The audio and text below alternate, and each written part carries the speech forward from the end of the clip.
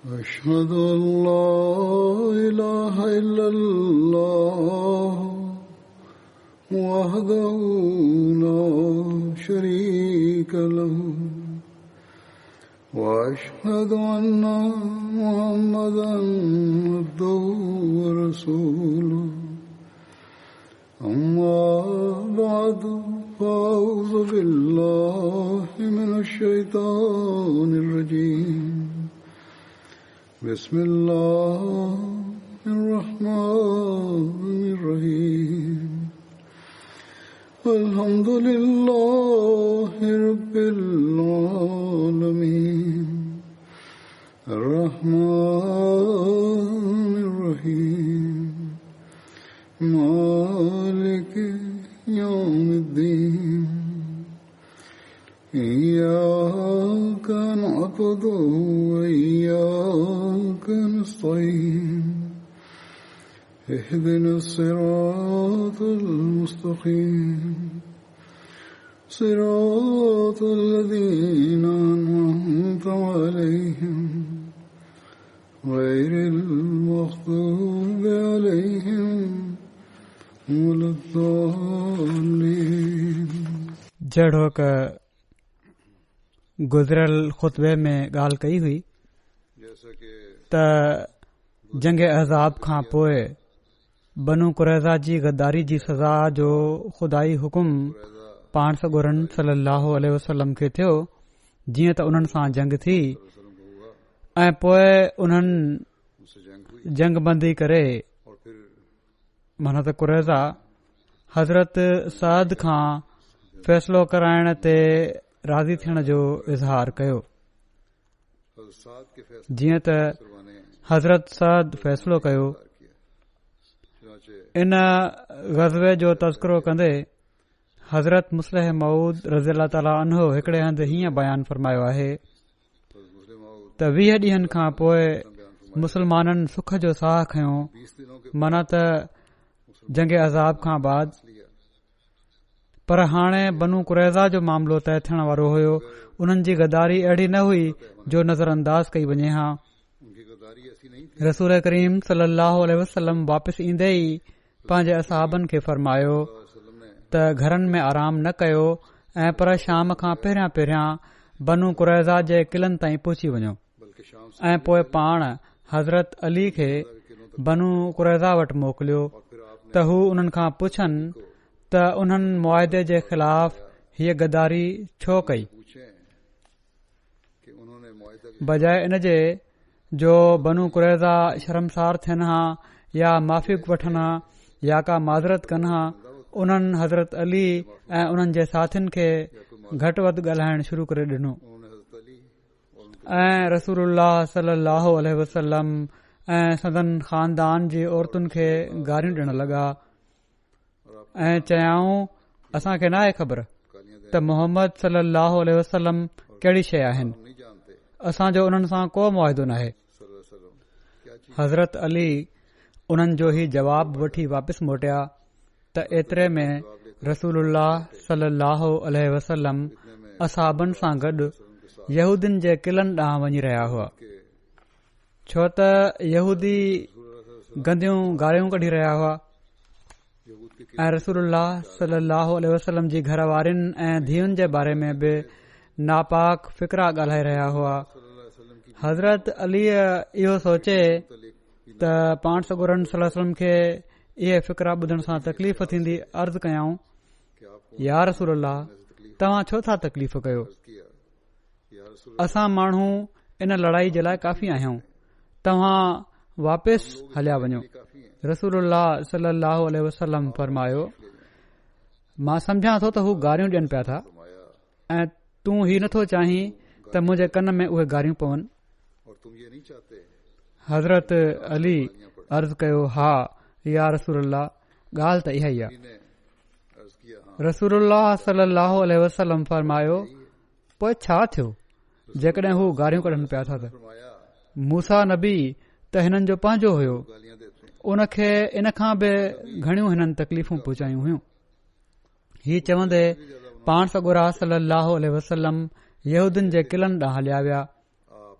पर यहूदी दर बंदि करे किले में पनाह वठी विया मगर यहूद दरवाजा बंद करके ऐं मुसलमाननि सां लड़ाई शुरू करे ॾिनऊं एसि ताईं जो उन्हनि जूं औरतूं बि लड़ाई में शरीक थियूं हत्या के जीअं त औरतें भी लड़ाई किले जी भित हेठां कुझु मुसलमान वेठा हुआ चुनाचे किले जो हिकड़ी यहूदी औरत मथां पत्थर उछलाए हिकड़े मुसलमान खे मारे छॾियो के ऊपर से पर कुझु ॾींहनि जी नाकाबंदी खां पोइ यहूदिन ही महसूस करे वरितो त हू डिघो मुक़ाबिलो नथा करे सघनि यहूद ने महसूस कर लिया त ओड़ी महिल उन्हनि जे सरदारनि रसूलुल्लाह सल्लल्लाहु अलैहि वसल्लम सां ख़्वाहिश कई त हू अबू लुबाबा अंसारी खे जेके हिननि जा दोस्त ऐं औस कबीले जा सरदार हुआ उन्हनि वटि मोकिलिन त जीअं हू उन्हनि सां सलाह करे सघनि पाण अबू लुबाबा खे मोकिले छॾियो उनसे मशवरा कर सके उन्हनि सां यहूदिन सलाह कई भिजवा दिया त छा मोहम्मद रसूलुल्लाह सल्लल्लाहु अलैहि वसल्लम जे इन मुतालबे खे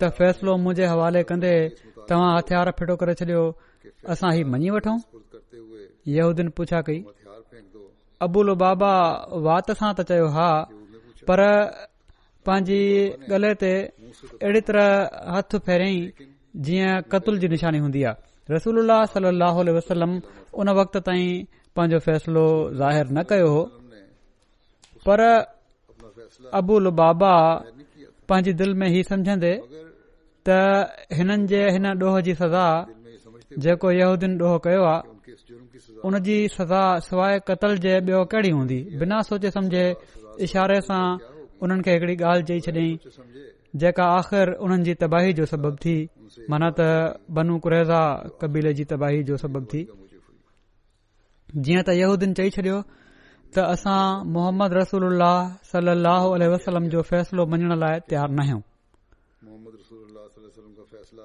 जेकॾहिं हू हुज़ूर जो फ़ैसिलो मञी वठनि हा त ॿियनि यहूदी कबीलनि वांगुरु उन्हनि खे वधि में वधि इहा ई सज़ा ॾिनी वञे हा त उन्हनि खे मदीने मां जलावतन कयो वञे हा कि उनको मदीना पर उन्हनि जो निभाॻो कर दिया जाता जो उन्हनि चयो त असां मोहम्मद रसूलुल्लाह सल्लल्लाहु अलैहि वसल्लम जो फ़ैसिलो मञण जे लाइ तयार न आहियूं ऐं पर असां पंहिंजे हलीफ़ कबीले औस जे सरदार बल्कि हम साद बिन मुआज़ जो फ़ैसिलो मञींदासीं औस के सरदार जेको फ़ैसिलो हू कंदा उहो असांखे मंज़ूर हूंदो पर उन वक़्तु यहूदिन में इख़्तिलाफ़ थी वियो पाण में इख़्तिलाफ़ थी वियो उस वक्त यहूद में इख्तिलाफ यहूदिन मां किन चयो आपस में त असांजी क़ौम गद्दारी कई आहे वाज़े आहे त असां गद्दारी कई आहे हमारी कौम ने गद्दारी ऐं मुसलमाननि जे रवैये मां साबित थिए थो त उन्हनि जो मज़हब सचो आहे मुसलमानों के रवैये से उहे माण्हू पंहिंजो मज़हब छॾे इस्लाम में दाख़िल थी विया ही जन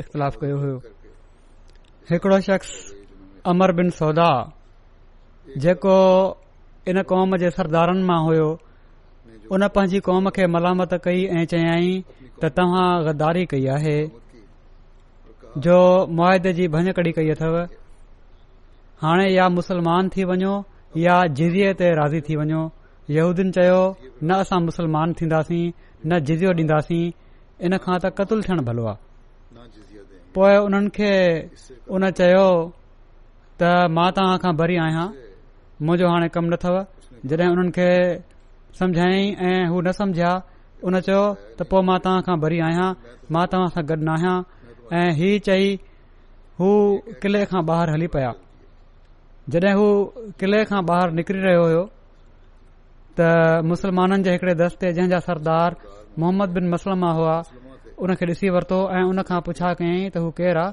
उन ॿुधायो त मां फलाणो आहियां इन ते मोहम्मद बिन मसलमा फरमायो अल्लाहुम्मा ला तहरिमनी इकालत असरातिल किराम अल्लाहुम्मा ला तहरिमनी इकालत माना त तव्हां सलामती सां हलिया वञो ऐं पोइ शांति से चले जाएं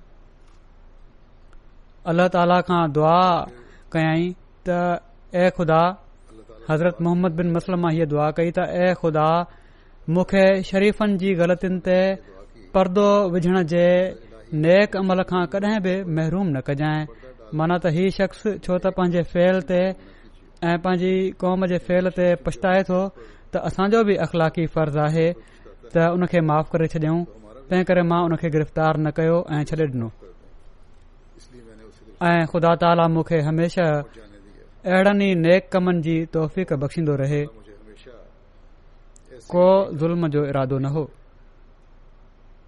जॾहिं रसूलुल्लाह सल्लल्लाहु अलैहि वसल्लम खे इन ॻाल्हि जी ख़बर पई त पाण मोहम्मद बिन मसलमा खे सरनिश न कयऊं, पुछऊं न त छो तूं न उन खे पकड़ियो ऐं छो उन यहूदी खे छॾे ॾिनुई, ऐं पर उन जे फेल जी साराह कयऊं, पाण उन जी इन ॻाल्हि जी तारीफ़ कयऊं त तूं तमामु भलो कयो। ही वाक़िया इनफरादी हुआ। बनू कुरैज़ा बहसियत क़ौम पंहिंजे ज़िद ते क़ाइमु रहिया। तोड़े एकड़ बेकड़ वाक़िया अहिड़ा हुआ, कुझु माण्हू अहिड़ा हुआ जेके इन सां इख़्तिलाफ़ कनि पिया बनू कुरैज़ा जे फ़ैसिलनि खां ऐं चाहिनि पिया त मुस्लमाननि सां मुआहिदो कयो वञे, उन्हनि जी ॻाल्हि मञी वञे। पर ही इनफरादी वाक़िया हुआ त रसूल करीम सल्लल्लाहु अलैहि वसल्लम खे हकम मञूं। हिकड़ी क़ौम जी हैसियत सां हू इन ॻाल्हि ते ज़िद करे रहिया हुआ ऐं इन ॻाल्हि ते क़ाइमु रहिया ऐं रसूल करीम सल्लल्लाहु अलैहि वसल्लम खे हकम मञण खां इनकार ताईं कंदे साद जे फ़ैसिले ते इसरार कयऊं। उन्हनि ही पसंदि न कयो त रसूल करीम सल्लल्लाहु अलैहि वसल्लम जे फ़ैसिले खे मञनि ऐं उन्हनि खे फ़ैसिलो करण जे लाइ मुक़ररु कनि हकम तौर, ऐं पर उन्हनि चयो त साद असांजो फ़ैसिलो कंदो। रसूल करीम सल्लल्लाहु अलैहि वसल्लम बि उन्हनि जे इन मुतालबे खे मञी वरितो। साद रज़ियल्लाहु ताला अन्हो खे जेके जंग में ज़ख़्मी थी चुका हुआ इतलाह ॾिनो वियो त तुंहिंजो फ़ैसिलो बनू कुरैज़ा मञनि था, तंहिं करे अची फ़ैसिलो कर। इन तजवीज़ जो ऐलान थींदे ई औस कबीले जा माण्हू जेके बनू कुरैज़ा जा वॾे वक़्त खां हलीफ़ हलंदा पिया अचनि, उहे साद वटि डोड़ी पहुता ऐं उन्हनि इसरार करणु शुरू कयो त छो त ख़ज़रज पंहिंजे हलीफ़ यहूदियुनि खे हमेशा बचाईंदो आयो आहे, इन लाइ अॼु तूं बि पंहिंजे हलीफ़ कबीले जे हक़ में फ़ैसिलो ॾिजांइ। साद ज़ख़्मनि जे करे सुवारी ते चढ़ी बनू कुरैज़ा ॾांहुं रवाना थिया ऐं उन्हनि जी क़ौम जा माण्हू उन्हनि जे साॼे खाॿे डुड़ंदा पिया वञनि ऐं साद खां इसरार कंदा पिया वञनि त ॾिसजांइ बनू कुरैज़ा जे ख़िलाफ़ फ़ैसिलो न ॾिजांइ। पर साद सिर्फ़ इहो ई जवाबु ॾिनो त जंहिं जे हवाले फ़ैसिलो कयो वेंदो आहे उहो अमानतदार हूंदो आहे, उन खे ईमानदारी सां फ़ैसिलो करणु घुर्जे, मां ईमानदारीअ सां फ़ैसिलो कंदुसि। जॾहिं साद यहूदियुनि जे किले जे भरिसां पहुता, जिथे हिकड़े पासे बनू कुरैज़ा किले जी भित जे भरिसां बीही साद जो इंतज़ार करे रहिया हुआ ऐं ॿिए पासे मुस्लमान वेठा हुआ, त साद पहिरियां पंहिंजी क़ौम खां पुछा कई, छा तव्हां सभई माण्हू वाइदो कयो था त जेको मां फ़ैसिलो कंदुसि उहो तव्हां सभई माण्हू क़बूल कंदो? उन्हनि चयो हा। पोइ साद बनू कुरैज़ा खे मुखातिब करे चयो, छा तव्हां माण्हू वाइदो कयो था त जेको फ़ैसिलो मां कयां उहो तव्हां माण्हू क़बूल कंदो? उन्हनि चयो हा।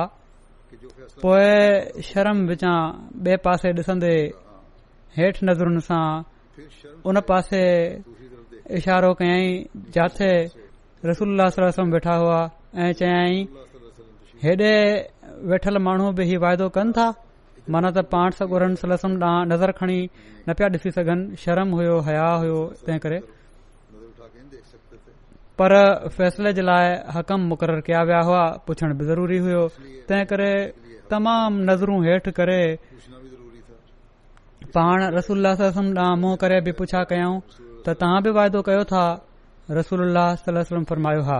इन खां पोइ साद जॾहिं टिनी खां वाइदो वठी वरितो धुरिन खां, त साद बाइबल जे हुकुम मुताबिक़ ही फ़ैसिलो ॿुधायो, बाइबल में लिखियलु आहे, ऐं जॾहिं तूं कंहिं शहर जे भरिसां उन सां विढ़ण जे लाइ अची पहुची त पहिरियां उन खे ठाह जो पैगाम ॾे, तॾहिं ईअं थींदो जो जेकॾहिं हू तोखे जवाबु ॾियनि त ठाह मंज़ूर आहे ऐं दर तुंहिंजे लाइ खोले छॾे उहा क़ौम, त समूरी ख़ल्क़ जेका इन शहर में मौजूद आहे तोखे ॾन भरू थींदी ऐं तुंहिंजी ख़िदमत कंदी, ऐं जेकॾहिं हू तोसां ठाह न करे ऐं पर तोसां जंग करे त तूं उन्हनि ते कड़ो चाढ़ ऐं जॾहिं ख़ुदावन तुंहिंजो ख़ुदा उन खे तुंहिंजे कब्ज़े में आणे छॾे और जब खुदा त उतां जे हर हिकु मर्द खे तलवार जी धार सां क़तूल कर, पर औरतुनि ऐं छोकरनि ऐं ढोर ढगनि खे ऐं जेको कुझु उन शहर में हुजे उहो समूरो पंहिंजे लाइ लुटे वठि, जो कुछ उस शहर में ऐं तूं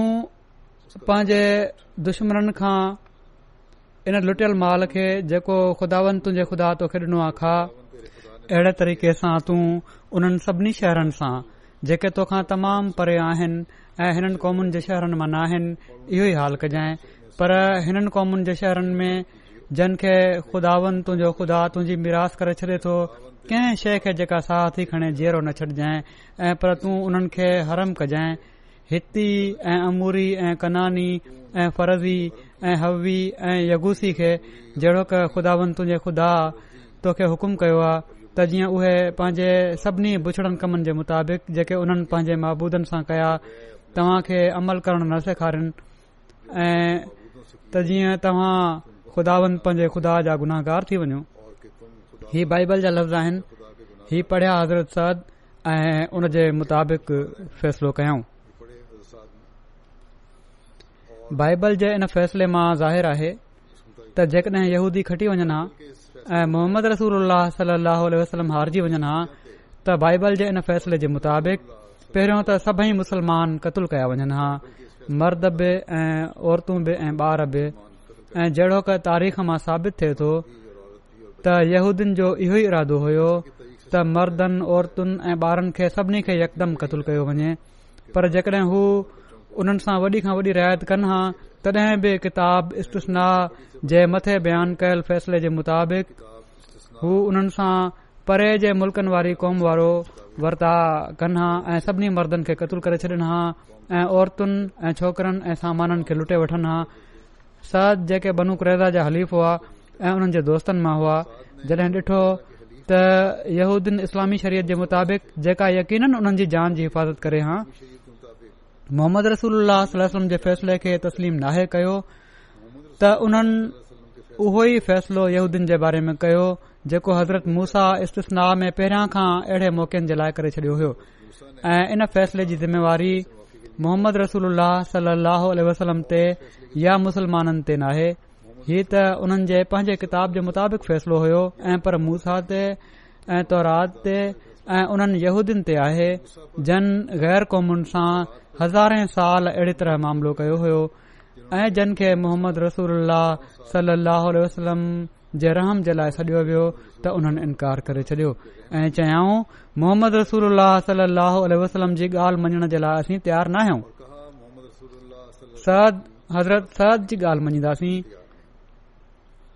जॾहिं सद मूसा जे फ़ैसिले जे मुताबिक़ फ़ैसिलो ॾिनो त हज़रत मुस्लिम मौद लिखनि था त अॼु ईसाई दुनिया लुढ़ थी करे त मोहम्मद रसूलुल्लाह सल्लल्लाहु अलैहि वसल्लम ज़ुल्म कयो आहे। छा ईसाई मुसनिफ़ इन ॻाल्हि खे नथा ॾिसनि त मोहम्मद रसूलुल्लाह सल्लल्लाहु अलैहि वसल्लम कंहिं ॿिए मौक़े ते छो ज़ुल्म न कयो, बाक़ी त किथे बि ज़ुल्म नज़र नथो अचे। सवें भेरा दुश्मन मोहम्मद रसूलुल्लाह सल्लल्लाहु अलैहि वसल्लम जे रहम ते पंहिंजो पाण खे छॾे ॾिनो ऐं हर भेरे मोहम्मद रसूलुल्लाह सल्लल्लाहु अलैहि वसल्लम उन्हनि खे माफ़ करे छॾियो। ही हिकिड़ो ई मौक़ो आहे जो जॾहिं दुश्मन ज़िद कयो त असां मोहम्मद रसूलुल्लाह सल्लल्लाहु अलैहि वसल्लम जे फ़ैसिले खे न मञींदासीं ऐं पर फलाणे ॿिए शख़्स जे फ़ैसिले खे मञींदासीं ऐं उन शख़्स मोहम्मद रसूलुल्लाह सल्लल्लाहु अलैहि वसल्लम खां पहिरियां इक़रार वठी वरितो हुयो त जेको मां फ़ैसिलो कंदुसि उन खे तव्हां मञंदो। जहिड़ो क ज़ाहिर आहे तारीख़ मां त इक़रार पाण सॻोरन सल्लल्लाहु अलैहि वसल्लम खां बि वरितो वियो हुयो, उन खां पोइ उन फ़ैसिलो कयो ऐं पर उन फ़ैसिलो न कयो, उन मूसा जो फ़ैसिलो दोहिरायो कि उसने फैसला नहीं किया जंहिं जी उम्मत मां हुअण जा यहूदी दावेदार हुआ। सो जेकॾहिं कंहिं ज़ुल्म कयो त यहूदिन पंहिंजी जानिन ते ज़ुल्म कयो, जन मोहम्मद रसूलुल्लाह सल्लल्लाहु अलैहि वसल्लम जो फ़ैसिलो मञण खां इनकार करे छॾियो। जेकॾहिं कंहिं ज़ुल्म कयो त मूसा अलैहिस्सलाम ज़ुल्म कयो, जन महसूर दुश्मन जे बारे में तौरेत में ख़ुदा खां हुकुम हासिल करे इहा ई तालीम ॾिनी हुई। जेकॾहिं हीउ ज़ुल्म हुयो त हिननि ईसाई मुसनिफ़नि खे घुर्जे त मूसा अलैहिस्सलाम खे ज़ालिम करार ॾियनि ऐं पर मूसा जे ख़ुदा खे ज़ालिम करार ॾियनि जंहिं हीअ तालीम तौरात में ॾिनी। अहज़ाब जी जंग जे ख़ात्मे खां पोइ रसूल करीम सल्लल्लाहु अलैहि वसल्लम फरमायो, अॼु खां मुशरिक असां ते हमिलो न कंदा। हाणे इस्लाम ख़ुदि जवाब ॾींदो ऐं हिननि क़ौमुनि ते जन असां ते हमला कया हुआ हाणे असीं कहा कंदासीं। जीअं त ईअं ई थियो। अहज़ाब जी जंग में भला काफ़रनि जो कहिड़ो नुक़सान थियो हुयो। कुझु माण्हू मारिजी विया हुआ। हू ॿिए साल वरी ॿीहर तयारी करे अची सघनि पिया।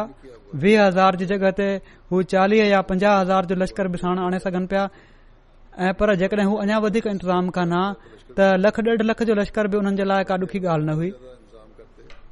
पर 21 सालनि जी लाॻीती कोशिश खां पोइ काफ़रनि जी दिलनि खे महसूस थी वियो त ख़ुदा मोहम्मद रसूलुल्लाह सल्लल्लाहु अलैहि वसल्लम सां गॾु आहे। हिननि जा बुत कूड़ा आहिनि ऐं दुनिया खे पैदा करण वारो हिकु ई ख़ुदा आहे। उन्हनि जा जिस्म सही सलामत हुआ पर उन्हनि जूं दिलियूं भॼी पयूं हुयूं। बज़ाहिर मन त काफ़रनि जूं बज़ाहिर हू पंहिंजे बुतनि जे अॻियां सजदो कंदे नज़र अचनि पिया पर उन्हनि जी दिलनि मां ला इलाहा इल्लल्लाह जा आवाज़ उथी रहिया हुआ। हज़रत अबू सईद खुदरी रज़ियल्लाहु ताला अन्हु खां रिवायत आहे त कुझु माण्हू हज़रत साद बिन मुआज़ जे फ़ैसिले खे क़बूल करण जे शर्त ते किले तां लही आया। पाण सॻोरन सल्लल्लाहु अलैहि वसल्लम हज़रत साद खे घुरायो। हू हिकड़े गॾह ते चढ़ी आया। जॾहिं मस्जिद जे वेझो पहुता त नबी सल्लल्लाहु अलैहि वसल्लम फरमायो, तव्हां पाण मां बहितर जे इस्तक़बाल जे लाइ उथो या फरमायाऊं पंहिंजे सरदार जे इस्तक़बाल जे लाइ उथो। पोइ पाण फरमायाऊं, साद ही माण्हू तव्हां जे फ़ैसिले ते लथा आहिनि। हिननि चयो, पोइ हिननि जे बारे में फ़ैसिलो कयां थो ही त हिननि मां जेके विढ़ण वारा आहिनि उहो उन्हनि खे क़तलु कयो वञे ऐं उन्हनि जा ॿार बच्चा क़ैद कया वञनि। पाण फरमायाऊं, तूं खुदाई मर्ज़ी जे मुताबिक़ फ़ैसिलो कयो आहे या फरमायाऊं तूं शाही फ़ैसिलो कयो आहे माना त तूं बादशाहनि जहिड़ो फ़ैसिलो कयो आहे। ही बुखारी जी रिवायत आहे। इन जो कुझु तफ़सील जेके कुझु वाधारियूं ॻाल्हियूं आहिनि हज़रत मिर्ज़ा बशीर अहमद साहब बि तफ़सील बयानु कयो आहे। कुझु ॻाल्हियूं मां हिते बयानु करे थो छॾियां।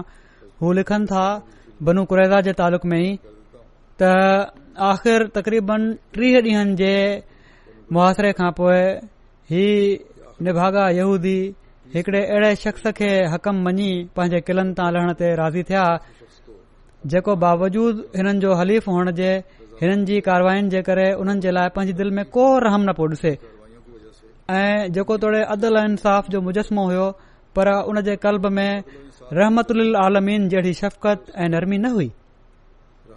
तफ़सील हिन इजमाल जो ही आहे त ओस कबीलो बनू कुरैज़ा जो पुराणो हलीफ़ हुयो ऐं हिन ज़माने में हिन कबीले जा रईस साद बिन मुआज़ हुआ जेके ग़ज़वे खंदक में ज़ख़्मी थी हाणे मस्जिद जे अंगण में इलाज पिया कराइनि। इन क़दीम हलीफ़ हुअण जो सोचींदे बनू कुरैज़ा चयो त असां साद बिन मुआज़ खे पंहिंजो हकम मञूं था। जेको फ़ैसिलो बि हू असां जे बारे में कनि उहो असां खे मंज़ूर हूंदो। पर यहूदियुनि में के अहिड़ा माण्हू बि हुआ जहिड़ो की पहिरियां बि ॻाल्हि थी चुकी आहे जेके पंहिंजे इन क़ौमी फ़ैसिले खे सही न पिया सम्झनि ऐं पंहिंजो पाण खे मुजरिम सम्झनि पिया ऐं दिलि में इस्लाम जी सदाकत जा क़ाइल थी चुका हुआ। अहिड़नि माण्हुनि मां के माण्हू जंहिंजो अंगु तारीख़ी रिवायतुनि में 3 बयानु थियो आहे दिली ख़ुशीअ सां वॾी ख़ुशी सां इस्लाम क़बूल करे पाण सॻोरन सल्लल्लाहु अलैहि वसल्लम जे हल्का बगोशन में दाख़िल थी विया। हिकड़ो ॿियो शख़्स हुयो उहो मुस्लमान त न थियो पर हू पंहिंजी क़ौम जी गद्दारी ते एतिरे क़दुरु शर्मसार हुयो जो बनू कुरैज़ा पाण सॻोरन सल्लल्लाहु अलैहि वसल्लम सां जॾहिं जंग जो इरादो कयो त हू ही चवंदे त मुंहिंजी क़ौम मोहम्मद सल्लल्लाहु अलैहि वसल्लम सां वॾी गद्दारी कई आहे, मां इन गद्दारी में शामिल नथो थी सघां। मदीनो छॾे किथे ॿाहिरि हलियो वियो हुयो पर बाक़ी क़ौम आख़िर ताईं पंहिंजे ज़िद ते क़ाइम रही ऐं साद खे पंहिंजो सालिस बणाइण ते इसरार कयाऊं। पाण सॻोरन सल्लल्लाहु अलैहि वसल्लम बि इन खे मंज़ूर फरमायो जहिड़ो की ॻाल्हि थी चुकी आहे। इन खां पोइ पाण कुझु अंसारी असाबिन खे साद खे आणण लाइ रवानो फरमायो। साद आया ऐं रस्ते में हिननि जे कबीले जे किन माण्हुनि इसरार कयो ऐं बार बार दरख़्वास्त कयाऊं त कुरैज़ा असांजा हलीफ़ आहिनि तंहिं करे उन्हनि जो ख़्यालु रखजांइ। जहिड़ी तरह ख़ज़रज पंहिंजे हलीफ़ कबीले बनू कैनुका सां नरमी कई हुई। तूं बि कुरैज़ा सां रिआयत वारो मामिलो कजांइ ऐं उन्हनि खे सख़्त सज़ा न ॾिजांइ। सअद बिन मुआज़ पहिरियां त ख़ामोशी सां उन्हनि जूं ॻाल्हियूं ॿुधंदा रहिया, पर जॾहिं उन्हनि पारां घणो इसरार थियण लॻो त सअद चयो त ही उहो वक़्तु आहे जो सअद हिन वक़्तु हक़ ऐं इंसाफ़ जे मामले में कंहिं मलामत कंदड़ जी मलामत जी परवाह नथो करे सघे। ही जवाब ॿुधऊं जॾहिं सअद जो त हू माण्हू चुप थी विया। बहरहाल जॾहिं सअद पाण सॻोरन सल्लल्लाहु अलैहि वसल्लम जे वेझो पहुता त पाण असहाबनि खे फरमायाऊं त पंहिंजे रहस जे लाइ उथो ऐं सुवारी तां हेठि लहण में हिननि जी मदद कयो। जॾहिं सुवारी तां हेठि लथा सअद त पाण सॻोरन सल्लल्लाहु अलैहि वसल्लम ॾांहुं अॻिते वधिया। हज़रत सअद पाण सॻोरन सल्लल्लाहु अलैहि वसल्लम जे वेझो आया त पाण सॻोरन सल्लल्लाहु अलैहि वसल्लम हिननि खे मुखातिब थी करे फरमायो, सअद बनू कुरैज़ा तोखे हकम मञियो आहे ऐं उन्हनि जे बारे में जेको फ़ैसिलो कंदे हिननि खे मंज़ूर हूंदो। इन ते सअद पंहिंजे कबीले औस जे माण्हुनि ॾांहुं नज़र खणी चयो त छा तव्हां ख़ुदा खे हाज़िर नाज़िर ॼाणे ही पको वाइदो कयो था त तव्हां बहरहाल इन फ़ैसिले ते अमल करण जा पाबंद हूंदव जेको बनू कुरैज़ा जे बारे में मां कयां। माण्हुनि चयो, हा असां वाइदो कयूं था। पहिरियां ॻाल्हि बि थी चुकी आहे। हज़रत ख़लीफ़तुल मसीह सानी जे ज़िक्र में जेको बयानु फरमायो वियो आहे उन में बि बहरहाल पोइ सअद उन पासे इशारो कंदे जिथे पाण सॻोरा सल्लल्लाहु अलैहि वसल्लम वेठा हुआ चयो त हू साहब जेके हिननि हीअं हिते लिखियो आहे त उहे साहब जेके हिते वेठा आहिनि छा हू बि अहिड़ो ई वाइदो कनि था त हू बहरहाल मुंहिंजे फ़ैसिले जे मुताबिक़ अमल करण जा पाबंद हूंदा। इन ते पाण सॻोरन सल्लल्लाहु अलैहि वसल्लम फरमायो त मां वाइदो कयां थो। इन अहद पैमान खां पोइ सअद पंहिंजो फ़ैसिलो ॿुधायो जेको ही हुयो त बनू कुरैज़ा जा मकातिल माना त जंगजू माण्हू क़तल कया वञनि ऐं उन्हनि जूं औरतूं ऐं ॿार क़ैद कया वञनि ऐं उन्हनि जा माल मुसलमाननि में विरहाया वञनि। पाण सॻोरन सल्लल्लाहु अलैहि वसल्लम ही फ़ैसिलो ॿुधो त कुदरती ओचितो फरमायाऊं त तुंहिंजो ही फ़ैसिलो हिकड़ी खुदाई तक़दीर आहे जेका टरी नथी सघे। ऐं हिननि लफ़्ज़नि मां हुज़ूर जो ही मतिलबु हुयो त बनू कुरैज़ा जे बारे में ही फ़ैसिलो अहिड़े हालात में थियो आहे जो इन में साफ़ तौर ते खुदाई तसरुफ़ कमु कंदे नज़र अचे पियो थो ऐं इन लाइ संदन रहम जो जज़्बो उन खे रोके नथो सघे। ऐं ही वाकई सही हुयो छो त बनू कुरैज़ा जो अबू लुबाबा खे सलाह लाइ घुराइण ऐं अबू लुबाबा जे वातां हिकड़ी अहिड़ी ॻाल्हि निकिरी वञण जेका सरासर बेबुनियाद हुई ऐं बनू कुरैज़ा जो पाण सॻोरन सल्लल्लाहु अलैहि वसल्लम खे हकम मञण खां इनकार करण ऐं इहो सोचे त कबीले औस जा माण्हू असांजा हलीफ़ आहिनि ऐं असां सां रिआयत जो मामिलो कंदा।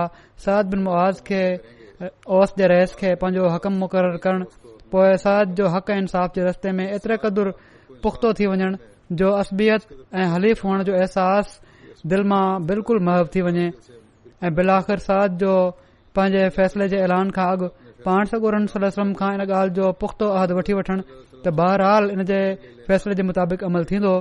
ही सभई ॻाल्हियूं इतफ़ाक़ी नथियूं थी सघनि ऐं यकीनन इन जी तह में इन जे तरे में खुदाई तक़दीर पंहिंजो कमु करे रही हुई ऐं ही फ़ैसिलो ख़ुदा ताला जो हुयो, सअद जो न। हज़रत मिर्ज़ा बशीर अहमद साहब लिखनि था त ईअं थो लॻे त बनू कुरैज़ा जी वाइदे ख़िलाफ़ी ऐं गद्दारी ऐं बग़ावत ऐं फितने फसाद ऐं क़त्ल ऐं रतो छाण जे करे खुदाई अदालत मां ही फ़ैसिलो सादिर थी चुको हुयो त उन्हनि जे जंगजू माण्हुनि खे दुनिया मां ख़तमु कयो वञे।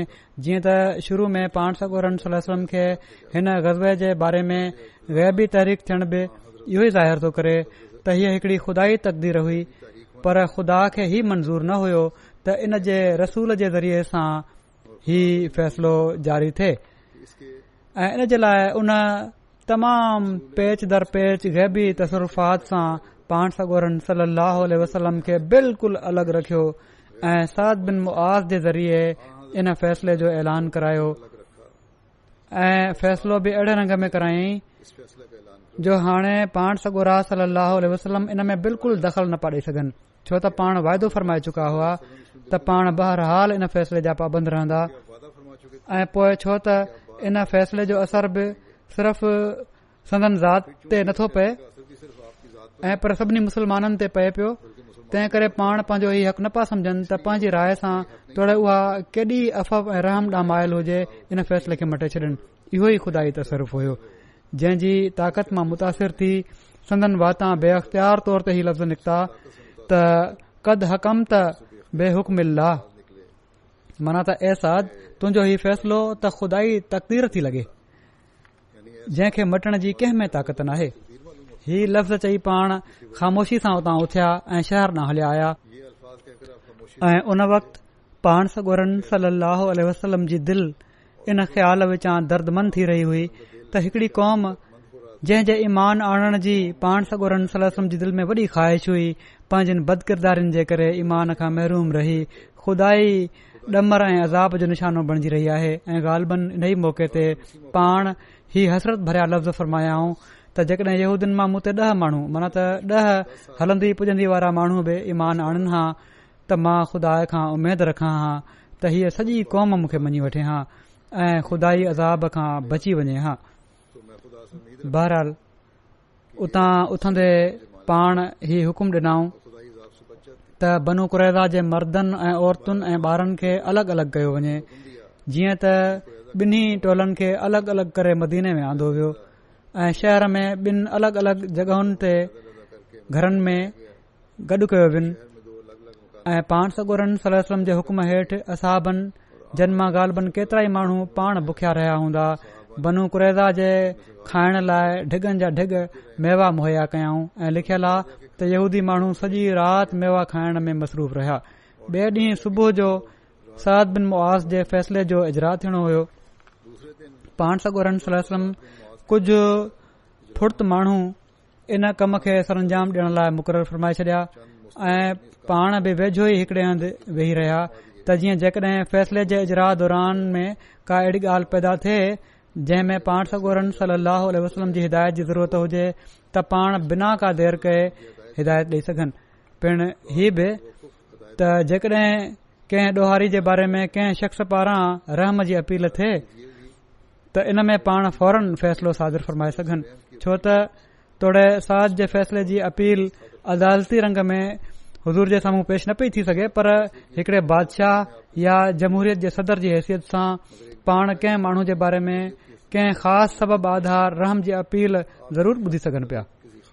बहरहाल पाण रहम जी तक़ाज़ा हेठि ही बि हुकुम फरमायाऊं त ॾोहारियुनि खे हिकु हिकु करे अलॻि अलॻि क़तल कयो वञे, माना त हिकड़े जे क़तल महल ॿिया ॾोहारी भरिसां मौजूद न हुजनि, जीअं त हिकड़े हिकड़े ॾोहारी खे अलॻि अलॻि आंदो वियो ऐं साद बिन मुआज़ जे फ़ैसिले मुताबिक़ उन्हनि खे क़तल कयो वियो। बनू कुरैज़ा जे वाक़े जे बारे में के गैर मुस्लिम मौरिख़ तमाम नागवार तरीक़े सां पाण सॻोरन सल्लल्लाहु अलैहि वसल्लम जे ख़िलाफ़ हमला कनि था या उन्हनि हमला कया ऐं त तक़रीबन 400 यहूदियुनि खे क़त्ल जी सज़ा जे करे पाण सॻोरन सल्लल्लाहु अलैहि वसल्लम खे नऊज़ बिल्लाह ज़ालिम ऐं सफ़ाक हाकिम जे रंग में पेश कयो वञे थो। पर असांजे हिकड़े मुहक़िक़ हीअ बि तहक़ीक़ कई आहे त असुल अंग जेको आहे उहो 16-17 आहे, पर बहरहाल हीअ तहक़ीक़ तलब शइ आहे, अञा बि इन ते थी सघे थी कंहिं 100 लिखियो आहे अंगु, कंहिं 400 लिखियो आहे, कंहिं वधीक लिखियो आहे, कंहिं 1000 लिखियो आहे, कंहिं 900 लिखियो आहे। बहरहाल छो त अंगु मुयन नाहे तंहिं करे इन ते बहस थी सघे थो। बहरहाल जेकॾहिं 400 बि आहे त इन एतिराज़ जो बुनियाद सिर्फ़ मज़हबी तअसुब आहे, जंहिंखां जेसि ताईं घटि में घटि इस्लाम ऐं इस्लाम जे बानी सल्लल्लाहु अलैहि वसल्लम जो तालुक़ आहे, केतिरा ई मग़रबी रोशनी में तरबियत याफ़्ता मौरिख़ बि आज़ाद नाहिनि थी सघिया। इहो ई इल्ज़ाम हणनि था त हज़रत मिर्ज़ा बशीर अहमद साहब लिखनि था त इन एतिराज़ जे जवाब में पहिरियों त हीअ ॻाल्हि यादि रखणु घुर्जे त बनू कुरैज़ा जे बारे में जंहिं फ़ैसिले खे ज़ालिमाणो चयो वञे थो उहो साद बिन मुआज़ जो फ़ैसिलो हुयो, पाण सॻोरन सल्लल्लाहु अलैहि वसल्लम जो हरगिज़ न हो। ऐं जॾहिं उहो पाण सॻोरन सल्लल्लाहु अलैहि वसल्लम जो फ़ैसिलो हो ई न त इन जे करे मथनि एतिराज़ करे नथो सघिजे। ॿियो ही त फ़ैसिलो पेश आमदा हालात हेठि हरगिज़ ग़लति ऐं ज़ाल माण्हू न हो। टियों ही त उन अहद जे करे जेको सद फ़ैसिले जे ऐलान खां अॻु पाण सॻोरन सल्लल्लाहु अलैहि वसल्लम खां वरितो हुयो, पाण इन ॻाल्हि जा पाबंद हुआ त बहरहाल इन जे मुताबिक़ अमल कनि हा। चौथों ही त पाण ॾोहारिन इन फ़ैसिले खे क़बूल कयो ऐं इन ते एतिराज़ न कयाऊं ऐं इन खे पंहिंजे लाइ हिकड़ी खुदाई तक़दीर समझूं। त इन सूरत में संदन ही कमु न हुयो त खाम खां इन में दख़ल ॾियण जे लाइ उथी पवनि हा। साद जे फ़ैसिले खां पोइ इन मामले सां पाण सॻोरन सल्लल्लाहु अलैहि वसल्लम जो तालुक़ सिर्फ़ एतिरो हुयो जो पाण पंहिंजी हुकूमत जे निज़ाम हेठि इन फ़ैसिले खे सुहिणे रंग में जारी फ़रमाए छॾिन ऐं ही ॿुधायो वियो आहे त पाण उन खे अहिड़े रंग में जारी फ़रमायाऊं जो जेको रहमत ऐं शफ़क़त जो बहितरीन नमूनो समझी सघिजे थो। माना त जेसि ताईं त ही माण्हू फ़ैसिले जे इजरा खां अॻु क़ैद में रहिया, पाण उन्हनि जी रहाइश ऐं खुराक जो बहितर खां बहितर इंतज़ाम फ़रमायाऊं ऐं जॾहिं उन्हनि ते सद जो फ़ैसिलो जारी कयो वञण लॻो त पाण अहिड़े रंग में जारी कयाऊं जो उहो ॾोहारिन लाइ घटि खां घटि तकलीफ़ जो मूजिबु हुयो। माना पहिरियों त उन्हनि जे जज़्बात जो ख़्यालु रखंदे पाण ही हुकुम ॾिनाऊं त हिकड़े ॾोहारी जे क़तुल महल को ॿियो ॾोहारी साम्हूं न हुजे ऐं पर तारीख़ मां पतो लॻे थो त जन माण्हुनि खे मक़तल में आंदो वञे पियो उन्हनि खे उन वक़्त ताईं ख़बर न हूंदी हुई त असां काॾे पिया था वञूं जेसि ताईं हू बिल्कुलु मक़तल में पहुची न पिया वञनि। इन खां अलावा जंहिं शख़्स जे बारे में बि हुज़ूर जे साम्हूं रहम जी अपील पेश थी, पाण उन खे फौरन क़बूल करे वरिताऊं ऐं न सिर्फ़ अहिड़नि माण्हुनि जी जान बख़्शियाऊं ऐं पर उन्हनि जी घरवारी ऐं ॿारनि ऐं मालनि जे बारे में बि हुकुम ॾेई छॾियऊं त उन्हनि खे वापसि ॾिना वञनि। सॼो कुझु माल बि मोटाए छॾियऊं उन्हनि जो। इन खां वधीक हिकड़े ॾोहारी सां रहमत ऐं शफ़क़त जो ॿियो कहिड़ो वर्ताव थी सघे थो। सो न सिर्फ़ ही त बनू कुरैज़ा जे वाक़े जे बारे में पाण सॻोरन सल्लल्लाहु अलैहि वसल्लम ते कतन को एतिराज़ वारिद नथो थी सघे ऐं पर हक़ ही आहे त ही वाक़ियो पाण सॻोरन सल्लल्लाहु अलैहि वसल्लम जे अख़लाक़ फाज़िला ऐं हुस्न इंतज़ाम ऐं संदन फितरी रहम ऐं करम जो हिकड़ो तमामु वाज़े सबूत आहे। बेशक पंहिंजी ज़ात में साद जो फ़ैसिलो हिकड़ो सख़्तु फ़ैसिलो हो ऐं इंसानी फितरत बज़ाहिर इन मां हिकड़ो सदमो महसूस कंदी आहे, पर सुवाल ही आहे त छा इन खां बग़ैर को ॿियो रस्तो खुलियल हुयो जंहिं खे इख़्तियार कयो वञे हा। बनू कुरैज़ा जे बारे में साद जो फ़ैसिलो जहिड़ो की असां चयो त तोड़े पंहिंजी ज़ात में तमामु सख़्तु आहे, पर उहो फ़ैसिलो हालात जी मजबूरी हो ऐं हालात जी मजबूरी जो हिकड़ो लाज़मी नतीजो हुयो जंहिंखां बिना का वाह न हुई। इहो ई सबबु आहे जो मार्गुलिस जहिड़ो मौरिख़ बि जेको हरगिज़ इस्लाम जे दोस्तनि मां नाहे इन मौक़े ते इन एतिराफ़ ते मजबूर थियो त साद जो फ़ैसिलो हालात जी मजबूरी ते बदल हो जंहिंखां बिना का वाह न हुई। जीअं त हू लिखनि था त ग़ज़वा अहज़ाब जो हमिलो जंहिं जे बारे में मोहम्मद साहब सल्लल्लाहु अलैहि वसल्लम जी हीअ दावा हुई त हू शख़्स सिर्फ़ खुदाई तसरुफ़ात हेठि पसपा थियो, उहो बनु नज़ीर जी इश्तियाल अंगेज़ कोशिशुनि जो नतीजो हुयो या घटि में घटि ई सम्झो वेंदो हुयो त उहो हिननि जी कोशिशुनि जो नतीजो आहे ऐं बनु नज़ीर उहे हुआ जिन खे मोहम्मद साहब सल्लल्लाहु अलैहि वसल्लम सिर्फ़ जलावतन करे छॾण खे ई काफ़ी सम्झो हुयो। हाणे सुवाल ही हुयो त छा मोहम्मद साहब सल्लल्लाहु अलैहि वसल्लम बनू कुरैज़ा खे बि जलावतन करे पंहिंजे ख़िलाफ़ इश्तियाल अंगेज़ कोशिशूं करण वारनि जे अंग ऐं ताक़त में वाधारो करे छॾिन। ॿिए पासे उन क़ौम खे मदीने में रहण जी बि इजाज़त न पई ॾेई सघिजे जंहिं अहिड़ी तरह सां ज़ाहिर ज़हूर तौर ते हमिलो कंदड़नि जो साथ ॾिनो हुयो। उन्हनि खे जलावतन करण गैर महफ़ूज़ हुयो, पर उन्हनि जो मदीने में रहण बि घटि ख़तरनाक न हो। सो इन फ़ैसिले खां बिना का वाह न हुई त उन्हनि जे क़तल जो हुकुम ॾिनो वञे हा। सो ही मार्गुलिस लिखे पियो थो। सो साद जो फ़ैसिलो बिल्कुलु इंसाफ़ ते ॿधल ऐं अदल ऐं इंसाफ़ जे क़ाइदनि जे बिल्कुलु मुताबिक़ हुयो ऐं पाण सॻोरा सल्लल्लाहु अलैहि वसल्लम बसबब पंहिंजे अहद जे इन फ़ैसिले जे बारे में रहम जे पहलू खे कतब न पिया आणे सघनि सवाइ कुझु माण्हुनि जे ऐं इन जे लाइ पाण हर मुमकिन कोशिश कयाऊं जिन रहम जी अपील कई। गॾियल फ़ैसिलो न पिया ॾेई सघनि, पर मालूम थिए थो त यहूदीन इन शर्म विचां त उन्हनि खेनि जज मञण खां इनकार करे छॾियो हुयो।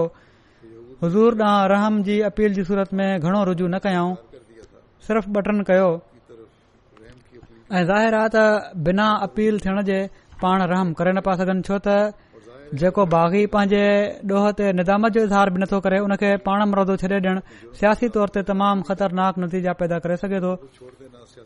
हिकड़ी ॿी ॻाल्हि यादि रखणु ज़रूरी आहे त जेको मुआदो पाण सॻोरन सल्लल्लाहु अलैहि वसल्लम ऐं यहूदीन जे विच में शुरू में थियो हुयो, उन जे शर्तनि मां हिकड़ो शर्त हीउ बि हुयो त जेकॾहिं यहूदीन जे बारे में को मामिलो तस्फ़ीअ जोॻो पैदा थींदो, उन जो फ़ैसिलो ख़ुदि उन्हनि जी शरीयत हेठि कयो वेंदो, माना त यहूदीन जी शरीयत मुताबिक़।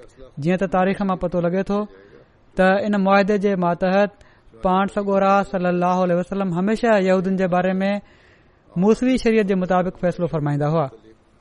हाणे असां तौरात ते नज़र विझूं था त उते अहिड़े क़िस्म जे ॾोह जी सज़ा जंहिं जा मुर्तकिब बनु कुरैज़ा थिया बहिनी उहा ई लिखियल ॾिसूं था जेका साद बिन मुआज़ बनु कुरैज़ा ते जारी कई।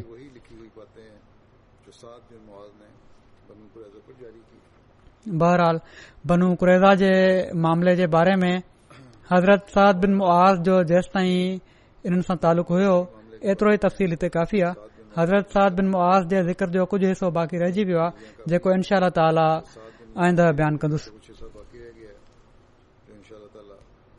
हाणे मां कुझु फ़ौत थी वियलनि जो ज़िक्र करणु चाहियां थो जंहिंजी कुझु ॾींहं अॻु वफ़ात थी आहे ऐं इनशा अल्लाह नमाज़ खां पोइ जुमे खां पोइ हिननि जो जनाज़ो ग़ाइब बि पढ़ाईंदुसि। पहिरियों ज़िक्र आहे मुकरमा हाजिया रुकैया ख़ालिद साहिबा जेके सदर लजना इमाइला गाना हुयूं। 30 जून ते 65 सालनि जी उमिरि में रज़ा अलाह जी फ़ौत थी वयूं। इन्ना लिल्लाहि व इन्ना इलैहि राजिऊन। हिननि खे यूट्रीन कैंसर थियो हुयो, इन खां पोइ ही रिकवर बि करे वयूं हुयूं ऐं अल्लाह ताला हिननि खे सिहत अता कई। पर हिन साल मई में ॿीहर हिननि जी सिहत ख़राब थियण शुरू थी वई। ओचितो ॿीहर हमिलो थियो ऐं कुझु वक़्तु इस्पताल में बीमार रहण खां पोइ 30 जून ते हिननि जी वफ़ात थी वई। हाजिया रुकैया ख़ालिद साहिबा गाना जे उतरे इलाइक़े वाह में अप्रैल 1955 में हिकड़े अहमदी घर में पैदा थियूं हुयूं। हिननि जा वालिद अलहाज ख़ालिद सालेह साहब मरहूम वाह जे वेझो हिकड़े ॻोठ में इमाम हुआ जिथे अक्सर माण्हू बुत परस्त हुआ। उन्हनि हिननि बुत परस्त माण्हुनि में तबलीग करे अहमदियत क़ाइमु कई हुई। मरहूमा जो नंढपण वाह में ई गुज़रियो। हिकड़ियूं सुलछणियूं सुघड़ ऐं उसूल पसंद ख़ातून हुयूं। किर्त जे एतबार खां मरहूमा हिकड़ियूं टीचर हुयूं ऐं पंहिंजे प्रोफेशनल साथियुनि ऐं जमायत में बि ॿियनि जे लाइ हिकड़ो नमूनो हुयूं। नौकरी तां रिटायरमेंट खां पोइ बुस्तान अहमद में अहमदिया इंटरनेशनल स्कूल जी हेडमिस्ट्रेस तौर ख़िदमत बजा आणे रहियूं हुयूं। ॿारनि जी तालीम ऐं तरबियत में हिननि खे हिकड़ो ख़ासि लॻाउ हुयो। केतिरनि ई ॿारनि जा तालीमी ख़र्च बर्दाश्त कंदियूं हुयूं ऐं केतिरनि ई ॿारनि खे पंहिंजे घर रखे उन्हनि खे बिना उजरत पढ़ाईंदियूं हुयूं। 2017 में हिननि खे सदर लजना इमाइला मुक़ररु कयो वियो हुयो ऐं तमामु सुहिणे नमूने सां हिननि पंहिंजी सदारत जो वक़्तु या जेतिरा साल बि रहियूं बीमारी जे बावजूद पूरो कयो। वफ़ात जे वक़्त ताईं बहसियत सदर लजना गाना कम जारी रखियाऊं। मुख़्तलिफ़ प्रोग्राम ठाहींदियूं रहियूं जेके पाबंदियूं लॻल आहिनि अॼुकल्ह कोविड जे करे। इन जे बावजूद ही इंटरनेट वग़ैरह ते प्रोग्राम हिननि तरबियत जा जारी रखिया ऐं लजना जी तरबियत जो कमु कंदियूं रहियूं। नमाज़ुनि जूं पाबंद हुयूं। वॾे शौक़ सां नेकियूं करण वारियूं हुयूं। तहजिद पाइण वारियूं हुयूं। बाक़ाइदगी सां चंदो ॾियण वारियूं ख़ातून हुयूं। मरहूमा मूसिया बि हुयूं। खिलाफ़त सां बि ॾाढो हिननि जो तालुक़ हुयो। पोइते रहिजी वियल घर भातियुनि में 2 पुट ऐं हिकड़ी धीउ ऐं 4 पोटा पोटियूं शामिल आहिनि। अल्लाह ताला हिननि सां मग़फ़िरत ऐं रहम जो वर्ताव फरमाए ऐं दर्जा बुलंद फरमाए ऐं हिननि जे नसुलनि खे बि हिननि जूं नेकियूं जारी रखण जी तौफ़ीक़ अता फरमाए। ॿियो जनाज़ो जेको थींदो अॼु उन्हनि जो ज़िक्र करणु चाहियां थो उहे आहिनि मुकरमा सफ़िया बेगम साहिबा, बेगम मोहतरम शेख मुबारक अहमद साहिब मरहूम, साबिक़ मुबलिग अफ्रीका, इंग्लिस्तान ऐं अमरीका। और हिंदुस्तान और अमरीका। ही 27 जून ते 93 सालनि जी उमिरि में रज़ा अल्लाह जी फौत थी वयूं। इन्ना लिल्लाहि व इन्ना इलैहि राजिऊन। पाण हज़रत काज़ी अब्दुलसलाम भट्टी साहब ऐं मोहतरमा मुबारका बेगम साहिबा जे घर अक्टूबर 1926 में पैदा थियूं हुयूं। कि हाँ पाण हज़रत मसीह मऊद अलैहिस्सलाम जे असहाबन हज़रत काज़ी अब्दुर्रहीम साहिब जूं पोटियूं ऐं हज़रत काज़ी ज़ियाउद्दीन साहिब जूं पड़ पोटियूं हुयूं। रहीम साहब की पोती केतिरनि ई खूबियुनि जूं मालिक दुआऊं घुरंदड़ बुज़ुर्ग ख़ातून हुयूं।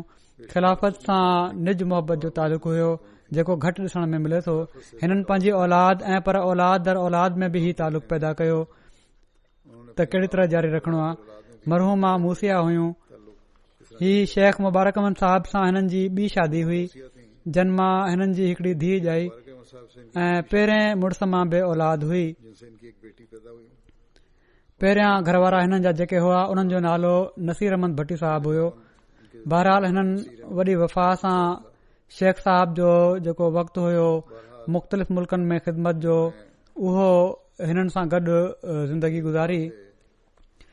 पोइते रहिजी वियल घर भातियुनि में हिननि जी शेख साहिब जी पहिरीं घरवारी मां हिकड़ी धीउ खां अलावा हिननि जी पंहिंजी औलाद में 2 धीअरूं ऐं 3 पुट शामिल आहिनि। साहब का एलिया से एक बेटी हिननि जा हिकड़ा पुट फ़हीम अहमद भट्टी साहिब हिते असांजे दफ़्तर प्राइवेट सेक्रेटरी में रज़ाकार तौर ख़िदमत अंजाम ॾेई रहिया आहिनि। हिकड़ा पोटा सबूर भट्टी मुरबी सिलसिला आहिनि। वकालत तबशीर यूके में कमु कनि पिया था। हिकड़ा पुटा अहमद फवाद भट्टी वक़फ़ी ज़िंदगी आहिनि जेके टीचर तौर अहमदिया कॉलेज कानो में ख़िदमत जी तौफ़ीक़ हासिल कनि पिया था। हिकड़ा पोटा ख़लीक भट्टी बि तालीम मुकमिल करे वक़फ़ करे अब्दुल रीजन में ख़िदमत बजा आणनि पिया था। हिननि जा हिकड़ा पोटा आहिनि नबील भट्टी जेके 2 साल अॻु ॾाढो बीमार थी पिया हुआ, तक़रीबन मरण जे वेझो हुआ। 2 साल पहले शदीद उन जे लाइ हिननि ॾाढियूं दुआऊं कयूं ऐं अल्लाह ताला हिननि खे पोइ हिन ॿार जी शिफ़ा जे बारे में ॿुधाए बि छॾियो ऐं अल्लाह ताला उन खे शिफ़ा बि अता फ़रमाए छॾी। बच्चे की शिफा पर बहरहाल अञा बि नबील भट्टी साहिब नंढियूं नंढियूं हिननि खे कुझु पेचीदगियूं आहिनि इन बीमारी जे करे। अल्लाह ताला हिननि खे कामिल शिफ़ा बि अता फ़रमाए की वजह से ऐं सफ़िया बेगम साहिबा जेके हिननि जे लाइ दुआऊं घुरे छॾियूं आहिनि उहे क़बूल फ़रमाए। हीअ बि वक़फ़ में शामिल आहे। अल्लाह ताला हिन खे बि जमायत जो मुफ़ीद वजूद बणाए ऐं हिन खे बि ऐं हिन जी औलाद खे बि दीन जो ख़ादिम बणाए।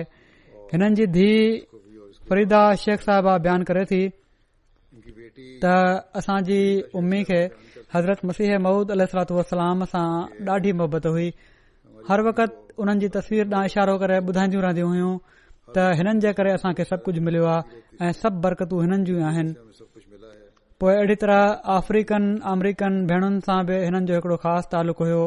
इन जो ॾाढो ख़्यालु रखंदियूं हुयूं। उनसे भी इनको एक खास उन्हनि मां अक्सर जो तक़रीबन रोज़ानो अचण वञण रहंदो हुयो ऐं घर में बेहिजाबी सां ईंदियूं हुयूं। किचन में वेही हिननि सां ॻाल्हियूं कंदियूं हुयूं ॼण त हू फैमिली जो हिसो ई आहिनि। में बैठ के मेरे साथ अहिड़ी तरह हिननि जी वॾी धीउ जेका आहे नईमा शबीर साहिबा उहा चए थी त तमामु शफ़ीक़ मोहबत करण वारियूं हुयूं, तमामु घणो सब्र करण वारियूं, पंहिंजी जान ते ज़ुल्म करे ॿियनि जो ख़्यालु रखण वारियूं ख़ातून हुयूं। बेइंतहा सब्र करने वाली ख़िलाफ़त जी मोहबत असांजे दिलनि में विधाऊं। का ख्याल रख बाक़ायदगी सां ख़त लिखण लाइ चवंदियूं हुयूं। की मोहब्बत हमारे दिलों में पंहिंजी औलाद जे हक़ में हज़रत मसीह मऊद अलैहिस्सलाम जूं दुआऊं पढ़ंदियूं रहंदियूं हुयूं ऐं ग़रीबनि ऐं यतीमनि जो ॾाढो ख़्यालु रखंदियूं हुयूं।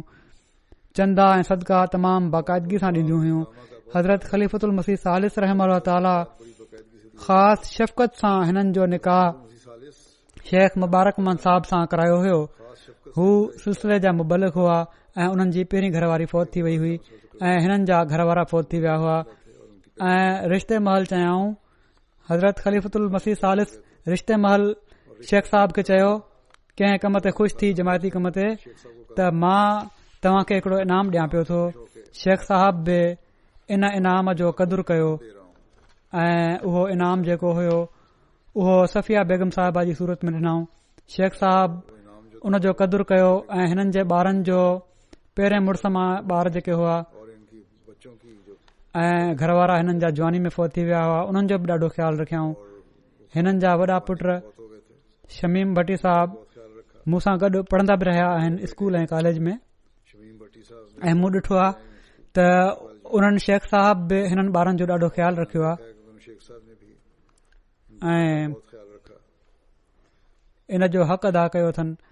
पर सफ़िया बेगम साहिबा बि शेख साहब सां गॾु मैदान अमल में लेकिन सफिया बेगम साहिबा ने भी अहिड़ी तरह शेख साहब का साथ ॾिनो जेको हिकिड़े वाक़फ़े ज़िंदगी जी घरवारी जो फर्ज़ु आहे। जो एक वाक़ई जिंदगी की बीवी तमामु घटि मुबलगनि जूं घरवारियूं अहिड़ी तरह हक़ अदा कंदियूं आहिनि कम मुबलिग बीवियां इस जहिड़ी तरह हिननि हक़ अदा कयो। महिमाननि जी महिमान नवाज़ी मेहमानों की मेहमान ख़ालिस थी करे कयऊं ऐं कॾहिं बि शिकवो न कयऊं ऐं अहिड़ी तरह दुआऊं बि ॾाढियूं घुरंदियूं हुयूं जमायत जे माण्हुनि जे लाइ। और इसी तरह मुबलगिन जेके हिननि जे मातहत रहिया शेख साहब जे उन्हनि सां उन्हनि जी फैमिलियुनि सां तमामु सुठो वर्ताव कयऊं। मुंहिंजो त ख़िलाफ़त खां पोइ हिननि सां वधीक तालुक़ पैदा थियो वाक़फ़ियत बि थी के बाद जो मूं ॾिठो त ख़िलाफ़त जूं हिकिड़ियूं शिदाई हुयूं ऐं घटि ई नज़र ईंदा आहिनि अहिड़ा शिदाई ऐं फिदाई माण्हू। अल्लाह ताला हिननि जा दर्जा बुलंद फरमाए ऐं हिननि जे नसुलनि खे बि हमेशह जमायत ऐं ख़िलाफ़त जो वफ़ादार रखे। नस्लों को भी हमेशा जमात और खिलाफ अॻिलो जनाज़ो जेको आहे उहो मुकरम अली अहमद साहब रिटायर्ड मौलम वक़फ़े जदीद जो आहे। ही 18 जून ते 86 सालनि जी उमिरि में फ़ौत थी विया। इन्ना लिल्लाहि व इन्ना इलैहि राजिऊन। कुछ 86 साल की उम्र हिननि जा वालिद हज़रत मियां अलादिता साहब हज़रत मसीह मऊद अलैहिस्सलाम जा असाबी हुआ जन 1903 में हज़रत मसीह मऊद अलैहिस्सलाम जे जेलम सफ़र जे मौक़े ते पंहिंजे ॻोठ खां 10-12 मील पंधु सफ़र करे हज़ूर अलैहिस्सलाम जे हथ ते बैत जी तौफ़ीक़ हासिल कई। बहरहाल 1965 में हिननि वक़फ़ कयो। 1967 खां 2008 ताईं 1965 में तक़रीबन 41 साल किया सिंध ऐं पंजाब जी मुख़्तलिफ़ जमायतुनि में ख़िदमतूं अंजाम ॾिनऊं। तकरीबन 41 साल सवें ॿारनि ऐं ॿारड़ियुनि ऐं मर्दनि ऐं औरतुनि खे क़ुर पढ़ायाऊं। हिननि जी तबलीगी काविशुनि ऐं दुआउनि जे सबबि कुरान पढ़ाया केतिरनि ई सईद रूहनि खे जमायत अहमदिया में शामिल थियण जी सआदत नसीब थी। मरहूम मूसी हुआ पोइते रहिजी वियल घरभातियुनि में घरवारी खां अलावा 2 धीअरूं ऐं 3 पुट शामिल आहिनि। हिननि जा हिकड़ा पुट अब्दुल हादी तारिक साहब मुरबी सिलसिला गाना में आहिनि ऐं उतां जी इंटरनेशनल जामिया अहमदिया में 7 सालनि खां उस्ताद तौर ख़िदमत जी तौफ़ीक़ हासिल कनि पिया था। मौजूदा हालात जे करे पंहिंजे वालिद साहब जे जनाज़े ऐं तदफ़ीन में बि शामिल न थी सघिया। हिननि जा 2 भाइटिया बि मुरबी सिलसिला आहिनि ऐं 3 ॾोहिटा क़ुर जा हाफ़िज़ आहिनि। मग़फ़ूर अहमद मुनीब साहब जेके असांजा वाक़फ़े ज़िंदगी आहिनि मुरबी सिलसिला आहिनि मग़फ़ूर अहमद अॼुकल्ह मरकज़ में मुक़ररी अथनि। उहे चवनि था त मुकरम मौलवी साहब वाक़फ़े ज़िंदगी मुरबियुनि ऐं मौलमीन जे लाइ बेशक हिकिड़ो नमूनो हुआ। कहते हैं घटि ॻाल्हाईंदड़ मुकर्रम मौलवी साहब नज़रूं हेठि रखण वारा के लिए पंहिंजे कम सां कमु रखण वारा दुआऊं घुरंदड़ मुनकसिरुल मिज़ाज करने वाले खिल मुखाई सां मिलण वारा दुआ को ख़िलाफ़त अहमदिया जे लाइ सीना सिपर नाराज़ बि थींदा हुआ त समझाइण में दर्द वाज़े नज़र ईंदो हुयो। किनात ॾाढी कंदा हुआ। अॼु उहे ॿार ऐं ॿारड़ियूं जेके मौलवी साहब जा शागिर्द हुआ वॾा थी विया आहिनि पर उन्हनि जी दिलनि मां मौलवी साहब जे सुहिणे अख़लाक ऐं मोहबत जूं यादियूं महव न आहिनि थियूं। अल्लाह ताला हिननि जा दर्जा बुलंद फरमाए ऐं हिननि जी औलाद ऐं नसुल खे बि हिननि जूं ख़ूबियूं जारी रखण जी तौफ़ीक़ अता फरमाए। अॻिलो जनाज़ो आहे मुकरमा रफ़ीका बीबी साहिबा बेगम बशीर अहमद डोगर साहब ईदीपुर ज़िले नारोवाल जो जेके 22 मई ते रज़ा अलाह जी फ़ौत थी वयूं। इन्ना लिल्लाहि व इन्ना इलैहि राजिऊन। हिननि जे ख़ानदान में अहमदियत हिननि जे ॾाॾे हज़रत मलक सरदार ख़ान डोगर साहब ज़मींदार जे ज़रिए आई जेके असाबी हुआ। नंबरदार के जरिए आए जो साहबी थे। हिननि जा पुट रियाज़ अहमद डोगर साहब चवनि था त मां जॾहिं खां होश संभालियो आहे डोगर साहब कहते हैं हिननि खे ॾाढो निमाज़ी ऐं परहेज़गार ॾिठो। आपको अपनी सोमो सलाद जूं पाबंद हुयूं। केतिरियूं ई सूरतूं हिननि खे ज़ुबानी यादि हुयूं। सुबुह जो खीर विलोड़ींदे अक्सर पाण सूरह तग़ाबुन जी तिलावत कंदियूं रहंदियूं हुयूं। 5 वक़्त नमाज़ वॾे एहतमाम सां पढ़ंदियूं हुयूं। हर नमाज़ खां पहिरियां ॿिन्ही पोटे पोटी ॾोहिटे ॾोहिटी खे ज़रूर पाण सां गॾु बीहारींदियूं हुयूं त जीअं ॿारनि खे बि नमाज़ जो शौक़ु पैदा थिए. नमाज़ खां पोइ काफ़ी देर मुसले ते वेही तस्बीह पढ़ंदियूं रहंदियूं हुयूं. अहिड़ी तरह तिलावत बि ॾाढियां आवाज़ में कंदियूं हुयूं ऐं सॼे घर में हिननि जी तिलावत जो आवाज़ गूंजंदो हुयो.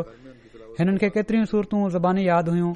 ख़िलाफ़त सां हिननि खे आशिकाणो लॻा ऐं मोहबत ऐं अक़ीदत हुई ऐं ॾाढो यकीन हुयो दुआउनि ते ख़लीफ़े वक़्त जी.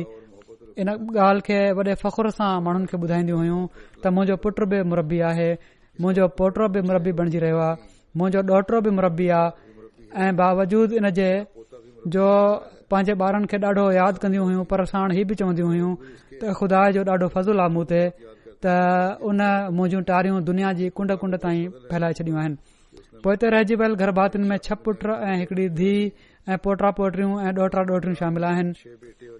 हिननि जा हिकड़ा पुट रियाज़ अहमद डोगर साहब तंज़ानिया में सिलसिले जी ख़िदमत जी तौफ़ीक़ हासिल कनि पिया था ऐं उहे बि मौजूदा हालात जे करे ऐं मैदान अमल में मसरूफ़ हुअण जे करे संदन जनाज़े ऐं तदफ़ीन में शिरकत न करे सघिया हुआ. अल्लाह ताला उन्हनि खे सबुर ऐं हौसलो अता फ़रमाए. हिननि जा हिकड़ा ॾोहिटा अदील अहमद डोगर पाकिस्तान में मुरबी सिलसिला तौर ख़िदमत जी तौफ़ीक़ हासिल कनि पिया था. हिकड़ो पोटो अज़ीज़म अयाज़ अहमद डोगर जामिया अहमदिया इंटरनेशनल गाना में दर्जा ख़ामसा जो शागिर्द आहे. अल्लाह ताला मरहूमा सां मग़फ़िरत ऐं रहम जो वर्ताव फ़रमाए, दर्जा बुलंद फ़रमाए. हिननि जे नसुल खे बि हिननि जूं नेकियूं जारी रखण जी तौफ़ीक़ अता फ़रमाए. अहिड़ी तरह अॼु मां उन्हनि माण्हुनि खे बि जनाज़े में शामिल कंदुसि जन जो गुज़िरियल ख़ुतबनि में ज़िक्र करे चुको आहियां. सिर्फ़ जनाज़ो न पढ़ायो वियो हालात जे करे. जन में नासिर सईद साहब शामिल आहिनि, गुलाम मुस्तफ़ा साहब शामिल आहिनि, डॉक्टर नकीउद्दीन साहब इस्लामाबाद जा आहिनि, उहे शामिल आहिनि, ज़ुल्फ़कार साहब मुरबी इंडोनेशिया शामिल आहिनि. अल्लाह ताला हिननि सभिनी सां मग़फ़िरत ऐं रहम जो वर्ताव फ़रमाए.